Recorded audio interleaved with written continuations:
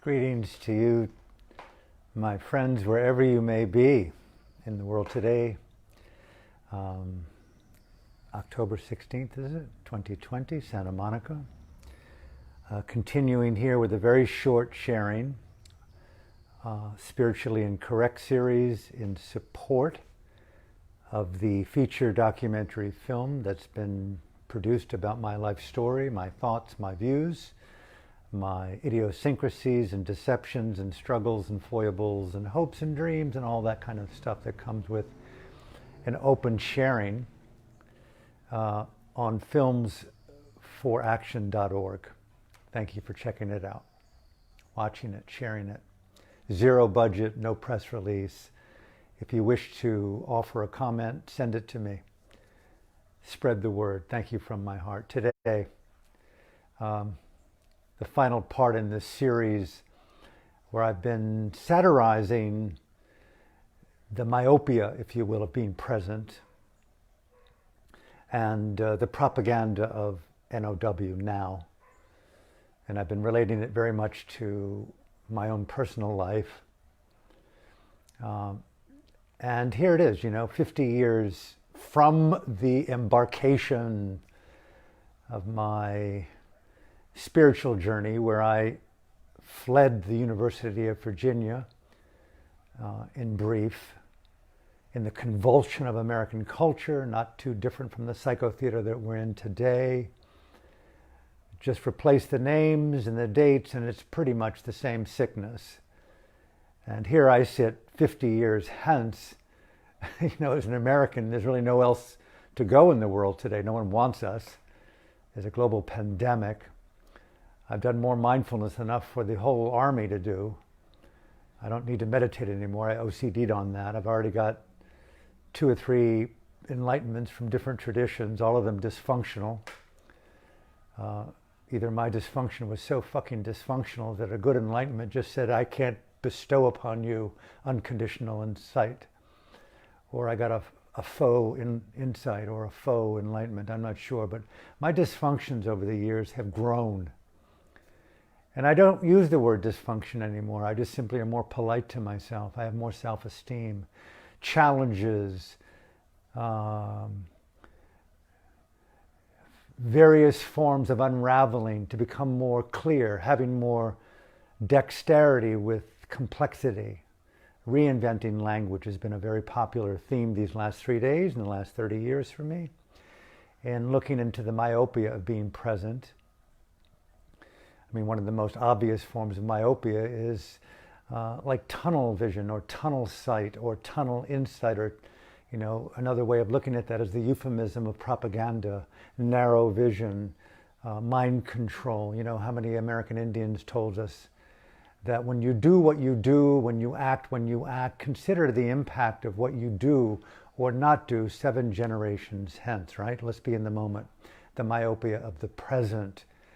And somehow, for some reason, and it's probably a Western thing, the downright marginalization, demonization, oh, God forbid you're in the past or you're in the future, somehow you're not really right here, right now, present. And that is dangerous, to say the least. I've met many nuns and monks and Westerners and Europeans and Asians who were unthinkably mindful but paralyzed in emotional dexterity, no fucking spiritual insight, and fixated on just the need to make more and more money from my mindfulness. I'm so fucking mindful. You can really use and misuse anything whatsoever in the name of it. And you can call it whatever you want. Let's commit a genocide for democracy. It happens all the time. Let's persecute in the name of freedom. The edge, as it's been said, between a freedom fighter and a violent jihadist is a very thin line. So welcome to today's sharing. How would I proceed from this point? The love of money. Money is a very alluring fixation for most human beings. Seems to me in my travels around the world to see the movement of the spirit, the movement of greed, the movement of passion and ambition to succeed in the realm of acquiring and having some kind of ongoing relationship to loot. I'm going to keep it short today. I was remembering a time way back when, maybe you saw the movie, it's called The Magic Christian. I think it came out in 1969. And I don't know who did the directing of it. But it's a fascinating satirical dark comedy. And if I'm not mistaken, Peter Sellers is in it, Ringo Starr is in it, John Cleese, pre-Monty Python, is in it, a number of other of the key Pythonians are in it, pre-Pythonian days. Roman Polanski is in it, Richard Attenborough. And it really plays on the theme that everyone has a price point in which they can be purchased. Selling out, compromise, doing things against your own integrity, your own conscience, your own dignity, and somehow finding a lubrication to move from those positions of dignity and integrity and stature and character. And Peter Sellers in the movie, if I'm not incorrect, recalling this nearly 50 some years back, is a multi-billionaire, and he's playful, and he adopts Ringo Starr as this kind of heir to the throne of wealth. And they concoct this theater of the absurd play along the theme that everyone has a purchase point. And I'm not suggesting that you're immune to this, or I'm immune to this. I've actually seen this in my life, and I brought it forth in the documentary film. The Vatican owns more land and wealth probably than entire countries on the planet. Look at the amount of wealth that some of the tech gazillionaires own today. Look at the amount of psychic energy that they have based upon this wealth. Wealth is the nirvana of ordinary, and people have taken that ordinary to the heights of a new religion. And I'm not sure that spiritual people or psychotherapists or shamans have not found their own strange breaking point of justification to be purchased, very much like Peter Sellers in this movie with his cohort, heir to the billionaire wealth, Ringo Starr, where they play and concoct life experiments and circumstances to see where people, fold into the shadow, into the crevasse of their greed in their own needs and compromise their values. I don't know whether this plays into you or not. But how many times as an American we've criticized the Wall Street, the industrial capitalist, and President Trump and Joe Biden being a globalist and a corporate monarch for the Chinese Communist Party and all the various big conglomerates around the world, just a pawn for the money. And how much have we heard about his son, Hunter Biden, being purchased by the Ukrainians and by the Russians and offering deals to meet my dad, Vice President Joe, and getting millions of dollars from the mayor of Moscow. For what reason? All because of the love of money. And it's become normalized. It's like it's 1 degree from the normalization of violence and war and genocide, which in a way it's rooted in the greed blood of money. And whatever money is, whatever we've imbued money, the transactional power to purchase, to have, to own, to feed, to further narcissize our own unrecognized pride and ego and greed. Does it happen in monasteries? Yep. Does it happen in meditation centers? Yep. Does it happen in Santa Monica or Santa Fe or Ubud or Kitsilano, Sedona, Venice Beach, Koh Phangan? Yes, there's a literati, a spiritual elite that have the best sellers, that have the best boys, the best girls, the best schools. I mean, look at the cost of some of the alternative schools to really saturate your designer, uber cool, spiritualized, trans acro yoga 4-year-old and 8-year-old who's been vegan ever since mom breastfed him and her. And the cost of these elite privileged schools are the price that you can pay with loot, not because of heart, not because of camaraderie, not because of a spiritualized socialistic etiquette of caring for equality, right? Okay, I'm just speaking about a spiritually incorrect topic that normally doesn't get spoken about in our mindfulness regimes. Mindfulness of my mind, mindfulness of my thought, unmindfulness of my need for money, unmindful of my need for wealth, unmindful of my need for likes and swipes and shares and views, unmindful of my expenses to hire the best publicists and hire the best copywriters and to hire the best agents and to hire the best everything in order to be more mindful of my mind, in order to get more and more donations and contributions and endowments for more and more of me, in denial of you be mindful of your fucking mind while I count my loot. And I know this is decidedly spiritually incorrect enough to annoy even spiritually incorrect people. But let's be incorrect and annoyed in the glee of finally exposing the hypocrisy of our own corruption, right?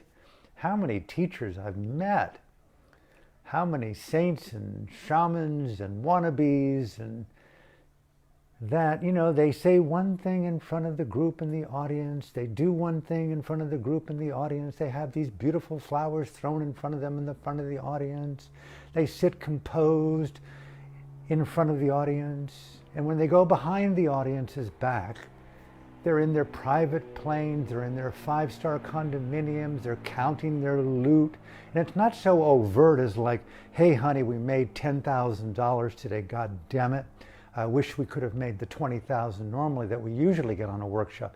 We need to pay our publicists more to get bigger numbers. Yeah, we've got to emphasize these talking points, honey. When you say I am that, you got to really drop in and just almost cry with the authenticity of the depth resonant truth of that. When you speak about the beauty of intimacy and sexuality, I mean, only between you and me, honey, I know you like porn and I know you like it really hard and deep, but it's like, hey man, you got to drop that. You got to really go into, when you touch your partner from the place of I am that, from the emptiness of pride and joy, you've got to seek the salvation in the love affair with the beloved. Now practice it with me, dear. Practice it with me, sir. I mean, it may sound like an exaggeration, but you can be sure that presidents and prime ministers and popes, they have teleprompters, they have writers, speech writers, ghost writers. They're in preparation to present the pretense for manufacturing a false truth so that you can be conscripted into a belief that's equally false, and lies beget lies, and we live in a culture of lies based on $100, $200, 10,000, 10 million. My God, look at people talking about the headlines of how much loot has been made post-pandemic from the 5 big tech titans. Trillions collectively. It's truly unthinkable to think about the top heaviness of the loot industry, which all this other thing, the politics of loot, should be on the table. The politics of lying about politics, when it's all about the inability to take the catheter, the syringe of methamphetamine and the cocaine and of loot, of money, of wealth, of status, of privilege. Loot privilege, right? Loot privilege. And it's sort of sickening to think that post-extinction, all the loot will just be dissolved or melted.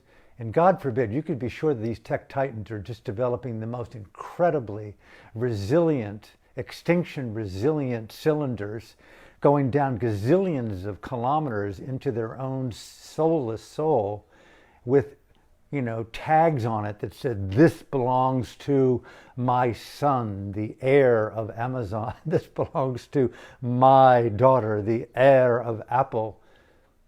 The loot hangs on, The greed hangs on. People want to hang on. Post-extinction, the big silence, no loot. I mean, what are we thinking? Accumulating and collectively hoarding.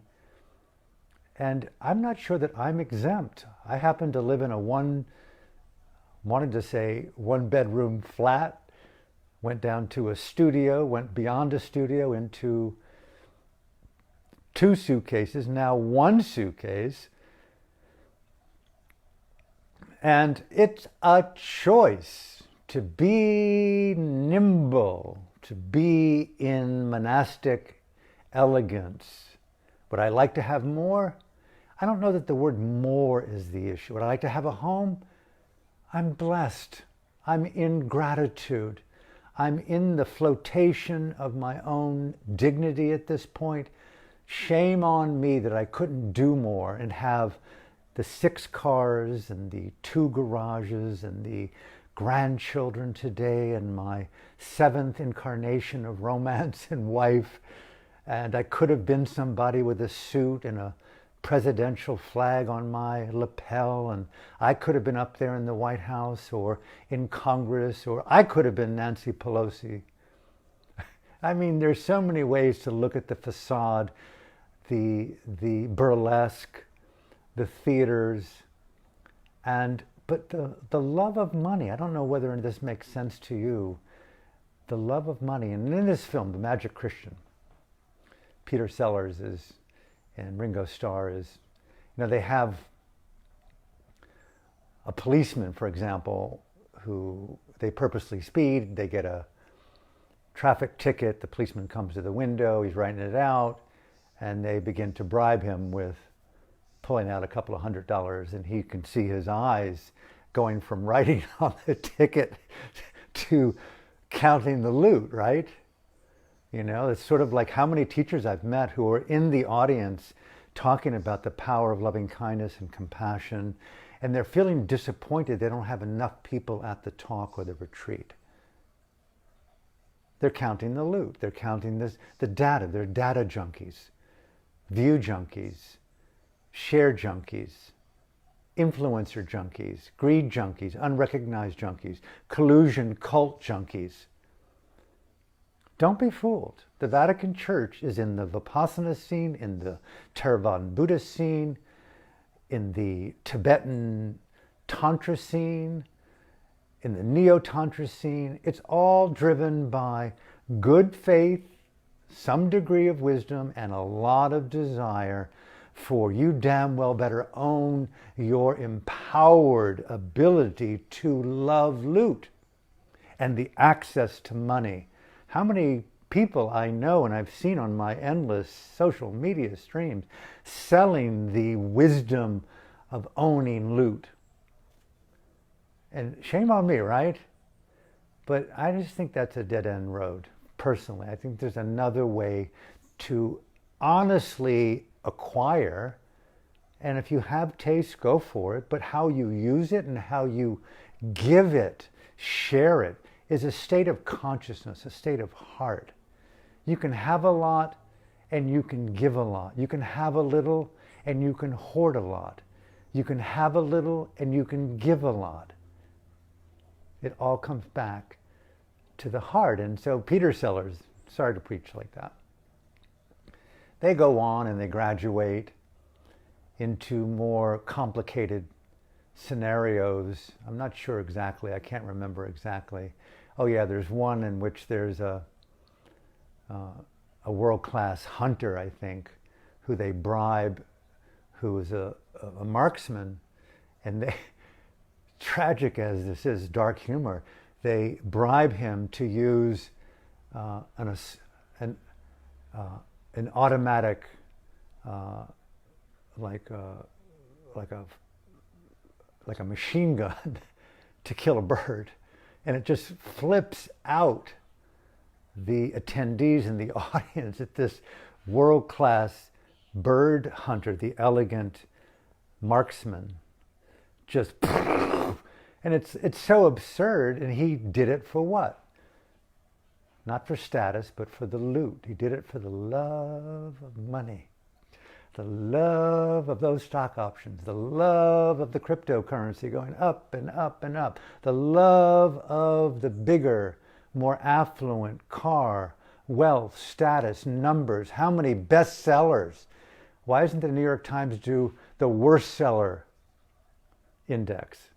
Because sometimes, underground and those who, the worst seller, the best seller, as if that which sells to the most people, like the Republican Party and the president we have, is the best.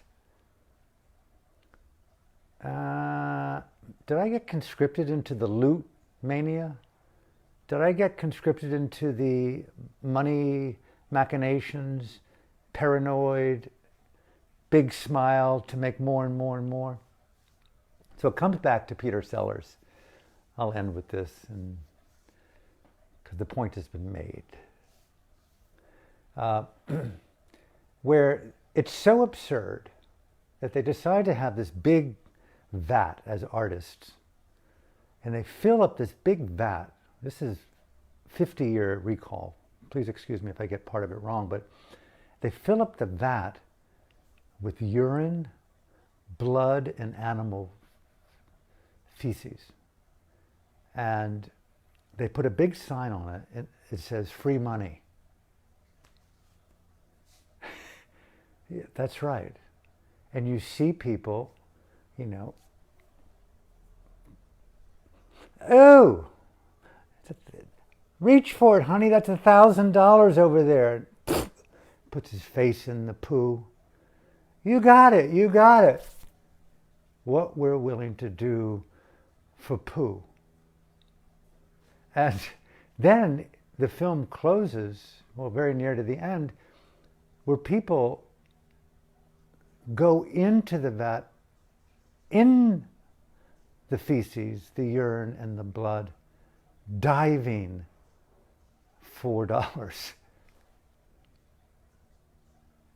And is there a more intense image than the suffocation in shit for the desire for wealth? Isn't that extinction? The great capitalistic machine, the great consumerism, all of us in a way, no shaming, no blaming, all of us diving into our own respective pits and pools of shit.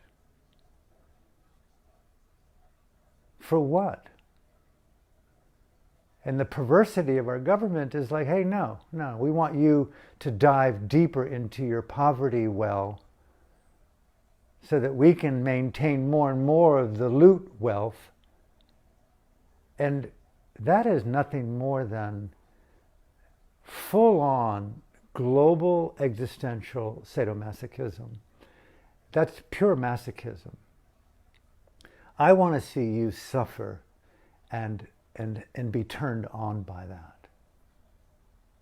How else can it be explained? By politics, partisan dialogue, the lack of compassion? It's a country, a world, drunk, suffocating in the suction, greed, and this desire for loot. I mean, I just love the image of Jesus and the money changers, right? It's so rad to, living as a monk, not to bring some kind of accolade to me. It was mandatory that you not have anything. but an oasis where what you owned, who you were out there, whether a prime minister, a princess, a rapist, a former prisoner, you shaved your head, you donned the robes, and you were now in the sanctity of an economic free zone where your only obligation was that you don't touch money, you don't own money, you don't touch silver or gold, you don't hold food, you don't own food, you don't ask for food, you only take care of your 2 sets of robes, your sandals, your razor, your eating bowl, and you only take that which is offered to you.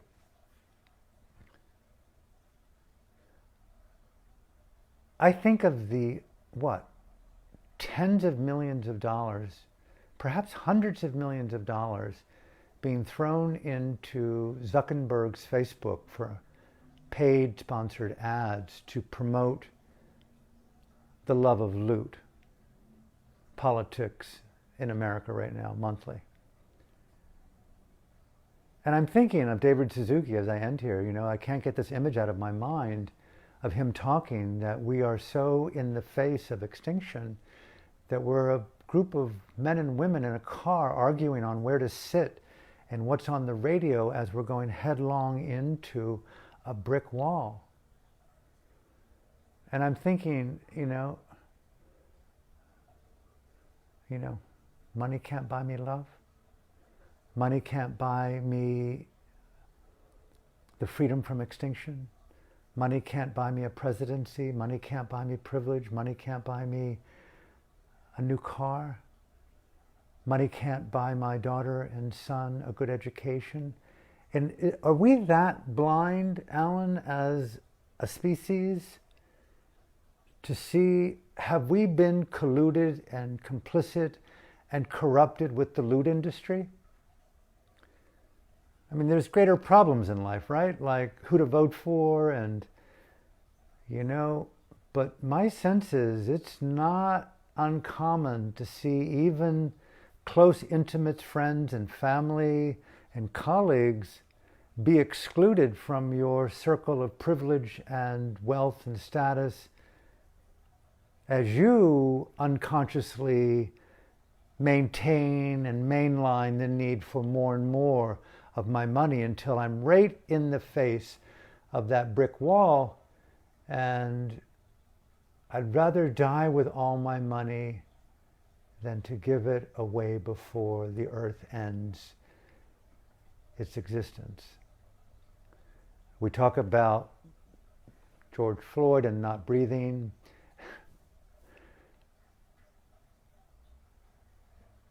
There's something about the Monty Python-esque Magic Christian as a closing scene where you see this alien creature that's invisible. Let's look at these humanoids down there on this perverse planet of convulsing things of politics in 2020. They're so insane, they actually act like army ants with their sophisticated weapons, and what they call it a genocide. They take out entire regions, cultures, and ethnicities in the name of their stupidity, their need for resources, and their addictions to loot.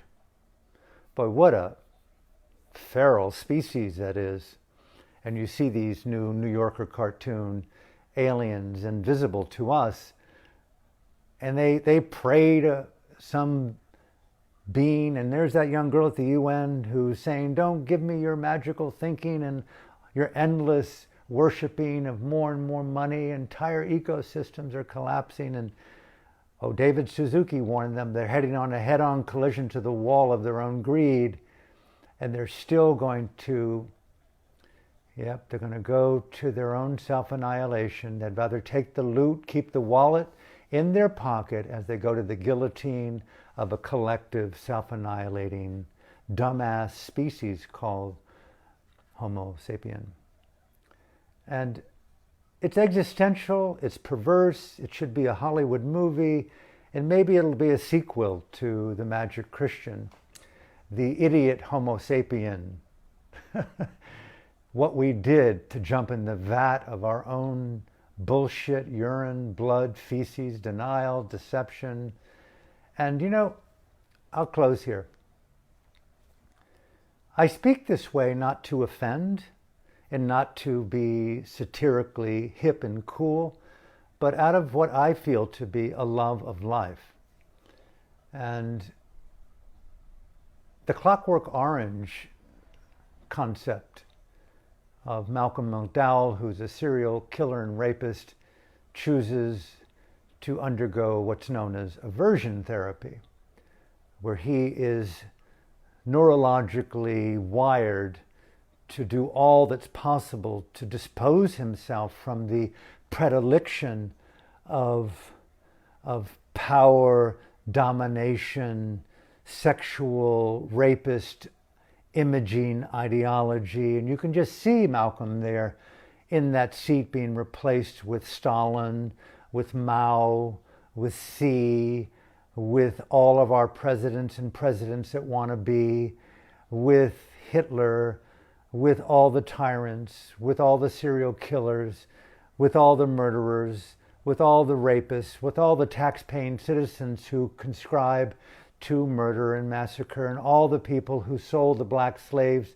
to the white people, and all the people who rowed and brought the boats and chained them and killed them and whipped them, and all of us who are complicit with the jumping into the vat of denial and deception.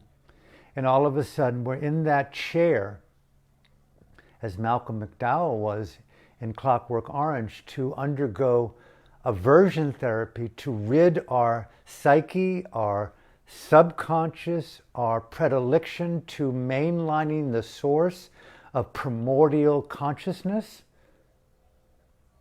inveterate right through our body and brains into this world. What type of therapy is required to eliminate the predilection for lunacy, for power psychosis, for domination disorder, for the valorizing of violence? Aren't these the core issues that religion and philosophy and meditation and mindfulness and morality and ethical courage and mindful intelligence and God and the core consciousness of all these conditions known in Buddhism as the Paticca Samuppada, the endless conditionality of the constituents of this samsara? What's driving this madness vat that we're willing to dive into and suffocate through our own fear, greed, anger, and delusion, right? Am I preaching? Sorry about that. I'm losing my humor, losing my satire. How can you have gallows humor in the face of planetary extinction? That's where I'm at today. I'm trying to find a reason for plausible hope, plausible purpose. And I was never threatened like being in the cattle car on a train to a death camp. I can't use that. But I'm on a planet moving at rapid pace into a brick wall, an inferno of elites that are like a type of global ideology of sickos, and I'm part of the sicko machinery because I'm not free of greed, anger, and delusion. Could I be conscripted into the love of money? Where do we go? Do we throw into the collective right now in that car, headlong into the brick wall? Do we throw in the highest dose of LSD? Do we put acid like the size of the Great Lakes into the reservoir of existence in totality, so it just instantly makes manifest the deepest recesses of our anatomical genius? How do we arrive?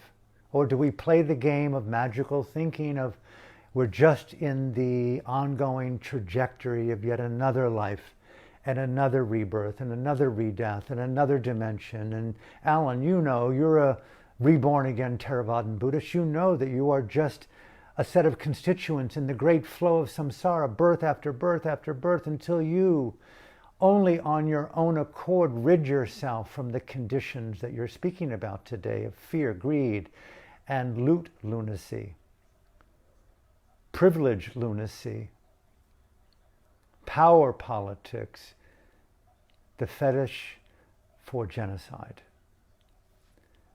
Am I a molecule in the fetish for global extinction? Am I a cult member of the extinction cult? I'm alive. I'm here. Alan, go back to your yoga. Be more mindful of your thought. Behave like a good, ordinary citizen. You've lived a good life. You've done well. You've embodied the Dharma. You do your asana day after day as much as you can throughout the day, in breath, out breath. There's no way to influence the greater context. Get it, Alan. You're alone, you're single, you don't have a lot of resources, you only have a few views, you only have a few likes and swipes. And the more that you tell the truth of who you are, you'll be even less liked, you'll be more reviled. Because you don't play the game properly, Alan. You need to love loot mindfully. You need to do it better. Your honesty is too blunt. All the ways in which I'm believing that I should dive into the vat of poo to be a more respectable citizen on the terms of mediocrity and ordinary and puppeting, right? What does it mean to fucking be true to the truth of your core resonant integrity? I'm just speaking out loud here. I mean, is there a spiritually correct way to have sex? Come on, man. Come on, girl. Is there a spiritually, dharmically correct way, an enlightened correct way to kiss? Is there a spiritually correct, non-lunacy way to simply abide in dignity? It's a personal choice, right? So you got these problems that you're trying. You got the greater context that you're speaking about, Alan. You're on a planet headed for a brick wall of extinction, and there'll be another extinction. There's already been 5. There'll be another 50. And yes, you've spoken about it. We all know the astrophysics. We all know that the sun will heat so large and hot. It is a mobile, increasing inferno. It'll burn out. And in that burnout, it will engulf your home, Alan. That's right. All of your mortgages, all of your pain, all of your debts, all of your memories, all of your live streams, all of your books, all of your likes, all of your fears, all of your memories, the great vanishing. You can't do that. You can't really speak that way. It's not really appropriate. I don't know about you, but it's 50 years after I had my first radical existential crisis of conscience. And you know, here it is 50 years hence. Given myself the liberty to reflect, it is more critical today than it's ever been. The one thing I can do differently over these 5 decades is I've lived the best life I could live. Did I make mistakes? Many of them. But what I'm bringing into the moment to assuage both the tenacity of the power elite poo brokers, the shitmongers of Wall Street and power, and the genocidal psychopaths that lead the war machines, the big corporate industries, you've done well. but you've got that deep post-brain trauma that you're unreally aware of that has empowered the LSD molecule that wants to know the mind of God. And, oh, so that's the problem that you perceive? Isn't there a very important role in life to live in the fidelity of trying to understand, humanly possible, that the home that we build and that we're on is not only temporary, it's full of psychopathic fucking lunatics and magical thinkers, genocidal sociopaths, unthinkably toxically driven, uber privileged, masculine, prick dick sucking men. And sorry to excuse the language here, but it's like, I'm trying to save the planet. Are you with me? Right there, right there, right there, right there. Yeah, we are. Because we're at that David Suzukian image, Greta's image at the UN. Doomsday clock has been moved up to a second or two before it's all done through nuclear war and radiation and the loss of habitat and food, mass starvation, 3 to 5 billion people in the die-off, and likely the total collapse of habitat and the loss of the entire human race and most of the species far beyond the 200 a day that go extinct. Whew. Someone's got to do the dirty work, it's been said, right? If not you, me. If not me, who? We've got to belong to the club of not belonging today to break lockstep with the fidelity of our trainings and our cults and our, signature teachings and our, logos and our brands and all the things that come from loot worship. And we got to break that, don't we? Got to break that. Spiritually incorrect is just simply an invitation. Do you hear what I hear? Come back to the original source of the journey, my own independent, crazy, savant thinking, maverick, rebel goddess, trans-tantric. I do yoga as vocation of embodiment of dignity, asana, and get over our little meditative habits of just squashing temporarily our panic and our fear and our loss of money and wealth and status and movement and sex, and how can we come to the drawing board of figuring this fucking thing out? And I'm going to close here, I promise. But I've just gotten carried away today because I'm feeling it. And thank you for participating. This is all in service of my film, Spiritually Incorrect, on filmsforaction.org. Check it out. Tell me what you think. Years ago, after I was thrown out of Burma as a layperson, after my book with Aung San Suu Kyi and U Chi Mong and U Tenu, called The Voice of Hope, I was based in Paris. My publisher was in France. And I would often go to Notre Dame. My apartment was very near to Notre Dame, a few blocks away. In fact, it was bestowed upon me as a gift by the very home I'm in today, Robert Chardoff and Jenny Chardoff, two of my benefactors. He passed away. He's the producer of The Right Stuff and all the Rocky movies. A beautiful man. Went to India, opened a school, a philanthropist.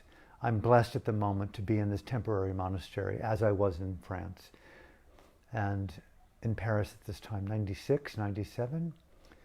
And I remember going to Notre Dame after my friend U Win Tain was arrested, interrogated, and tortured. I heard through the grapevine that he had been brutally tortured. He was one of Aung San Suu Kyi's dearest friends and colleagues and one of the media liaisons that allowed me and brought me in and fixed my schedule along with Ue Win, Daw Sue's cousin, to meet with her and the other gentlemen in her compound several times a week to talk, converse, tape, transcribe, and smuggle these materials out of the country. And so I was really heartbroken and really came to a crippling place inside of my mind of existential crisis, if you will. I'd also been mugged that night when I was out walking, and I'd been maced. I wasn't badly hurt, but bruised, and I played sports. I know what it means to get hurt and hurt people. So it's like, fuck it, but I went to Notre Dame early in the morning and sat there and really sat in my physical discomfort, which was nothing to the torture of my friend Owen Taine and all the men and women of the revolution that were equally being incarcerated and tortured and raped and brutalized. And few people in the world paid attention. Just like right now, few people in the world pay attention to the utter collapse of habitat and of civilization and of economies and of access and the complete loss of access to loot. The future of life is in jeopardy. Extinction means you and me and our kids and the animals and the squirrels and the flowers and the bees, and all of my belief in afterlife ain't going to assuage the dukkha, the suffering, the anguish of the collapse, right? You can't jump in that loot of poo and blood and urine and think that $1,000 bill, that $1 trillion bill, Mr. Bezos, come on, Apple, you can go up even more money, those stock options. Jump in deeper, man. Cover yourself with shit, man, because you can save the world through more loot. Sell your soul. And it's called, I win the Oscar for the most loot on the planet.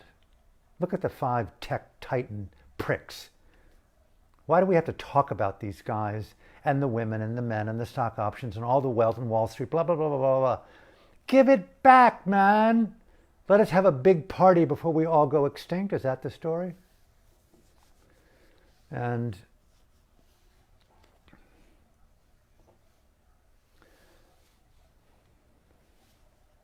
I've successively just lost it in Notre Dame, and I was crying, and it was quiet, and I was just trusting in this. I love the people of Burma. I love the revolution. I love the power of nonviolence. I love the Dhamma. I love my history. It was a global metaphor. If Burma can't get it, the world will be lost. And I'd studied cathedral art in college before I left. I studied the history of Notre Dame.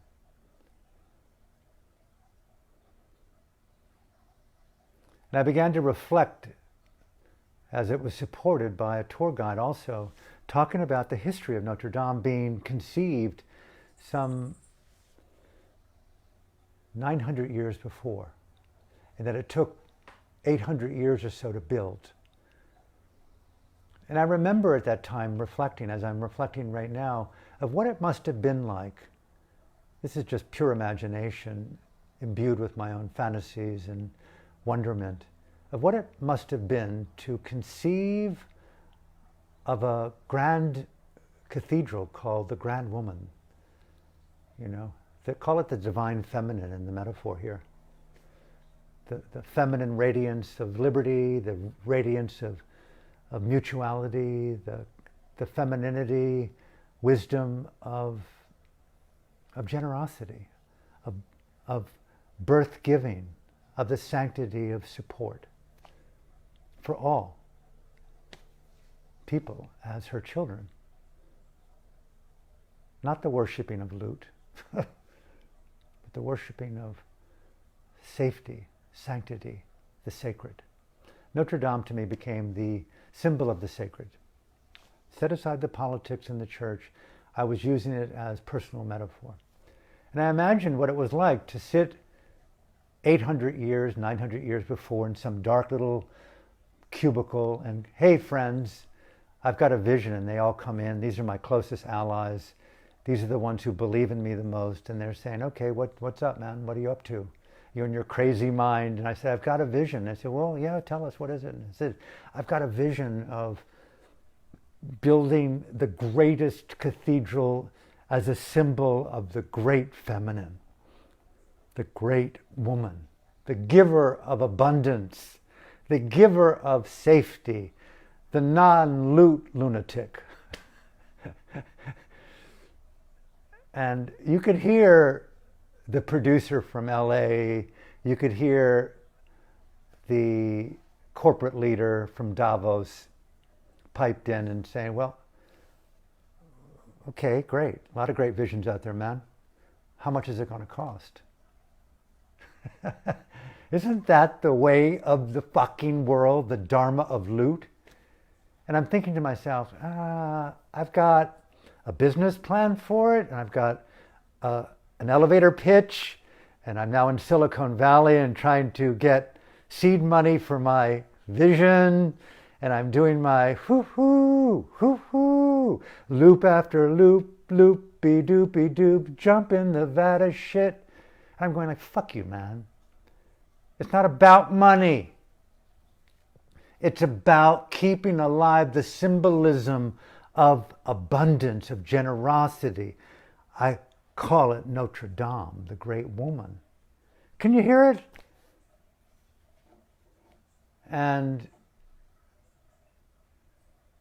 count me out, man. You're just not pragmatic. You don't have your fucking head on straight. You know, too many drugs, too much opium, too much fantasy, too much sex. Just go back to your art and just love it. Right on, Alan. And throws down a gold coin and says, hey, keep the change. And someone else says, that's interesting. I like the symbolism. And they ask, how long do you think it'll take? And you go, oh God, here we got one of these pragmatists on longevity.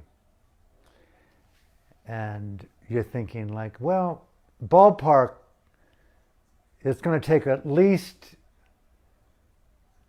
200, 250 years to lay the foundation. And the person just white and is paralyzed. And you can imagine, you know, the Magic Christian and the producer who was walking out hears, well, if we gave you, say, you know, about 1/100th of your money that you think you need, could you bring it out in a couple of years? You know, like bargaining with your soul, you know? And how many yoga teachers and dharma teachers and psychotherapists and shamans are being bargained with the commodification, the datification of their unrecognized greed to belong to the status of loot and wealth and privilege, right? And you say, no, my vision is a conservative amount of time would be 6, maybe 700, 800 years. It's not in my lifetime for sure, not in the next or the next. And the person says, man, I can't see that far ahead, man. You've got the better on me. Maybe you should be an astronomer, Alan, and think more about infinity, you know, that kind of thing, and have your, you know, your tongue pulled out by the church for thinking in such broad strokes, kind of satirizing the vision. The point is that could you imagine the volunteers, the people, the labor of what it meant just to ground the powders and to find the powders and the plants and the bark and the stems, to grind into color, to paint even one pane of one stained glass in one of the monumental windows that anoint this incredible testament to the woman, the feminine, right? And I'm thinking, you know where I've gone with this?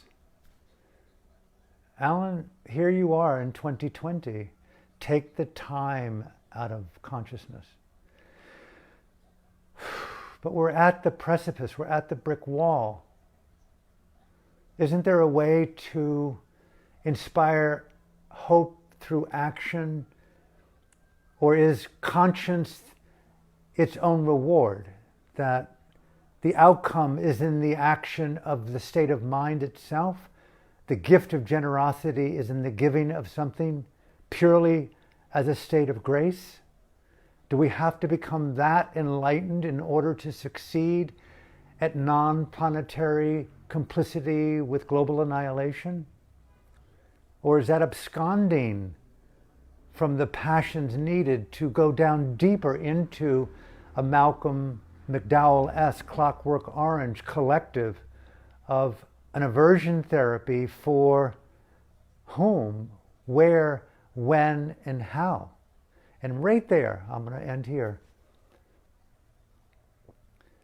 You know, I'm really into the spoken word, the Dharma Sermon on the Mount, poetic, evangelical, preacher, kind of extemporaneous, existential monologuist routine where you just trust in the improvisational, existential jazz of the unrecognized pre-subconscious to deliver a kind of thought stream meme that goes into a kind of mimemic digital 100th monkey where all of a sudden the Red Sea not only parts, but the parting becomes the trans sea.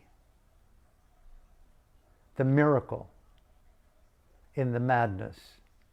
And I really ask myself, with the Notre Dame metaphor, with the Good Christian movie, the sequel, what is the miracle in the stone? What does it mean to swim through fossilized water? What does it mean to peer through the density of our delusion in the invisibility of consciousness? Is the Buddha's enlightenment the enlightenment for all, or was it his enlightenment, or even just a metaphorical figure of speech to talk about the radical courage to face the existential dilemma of the perpetual brick wall created by the belief in one's own limitation? Is it all an internal game? Or are we all encased as prisoners within an infinite prison called samsara? Is there a wormhole, a dark hole, a black hole, a radiant light that allows us an escape? The Buddha said the house is on fire. It's perpetual. It's a permanent fixture in the conditions of conditionality, the only way beyond, no matter how poetic and how profound it is, to create a cathedral without walls, to the great abundance. Find the unconditional. When you put walls on something, you have conditions. When you put an ism on it, you have a theology. When you put a set of asanas and incorporate them on body and mind, you have a trademark. When you have a party, you have a politic, you have a manifesto. When you have an economy, when you have stock options, and you have things, you have objects that move things through the extractions through resources. And human behavior requires sustenance. You're an interactive organism within form and consciousness. The cathedral is the body. The cathedral is the mind. How to drop the divisions within consciousness, those are the conditions. How to pay worship to the divine feminine of infinite splendor. Drop configuration. Drop attachment. Abide in trans-meaningful co-occupation without centrality. You are an emoting figure of conditions within the theater of samsara, the illusions on the idea of you being somehow a producer, a director, or an actor, or a victim, or a stage set, or a script, or a review, or you mean life is a cognitive, infinite, existential charade of conditions? Paticca samuppada, the law of dependent origination without centrality. I am an illusion. Is that what this gentleman made the point of communicating 26 centuries ago? You and I are fictions in the madness of conditions that, if not seen, we are hitting brick walls over and over again. You will go extinct over and over again if you think there is a wall, a car, people, or driving.